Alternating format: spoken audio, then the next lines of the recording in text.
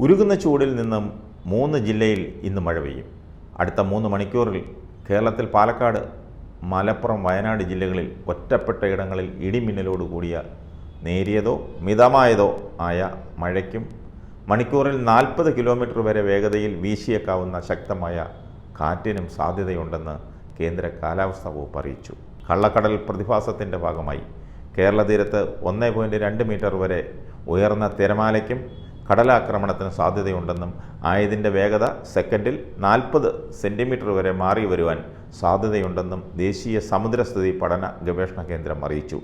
കള്ളക്കടൽ പ്രതിഭാസത്തിൻ്റെ ഭാഗമായി തെക്കൻ തമിഴ്നാട് തീരത്ത് ഇന്ന് രാത്രി 11:30 വരെ 0.5 മുതൽ 1.4 മീറ്റർ വരെ ഉയർന്ന തിരമാലയ്ക്കും കടലാക്രമണത്തിനും സാധ്യതയുണ്ടെന്നും ആയതിൻ്റെ വേഗത സെക്കൻഡിൽ 40 സെൻറ്റിമീറ്റർ വരെ മാറി വരുവാൻ സാധ്യതയുണ്ടെന്നും ദേശീയ സമുദ്രസ്ഥിതി പഠന ഗവേഷണ കേന്ദ്രം അറിയിച്ചു.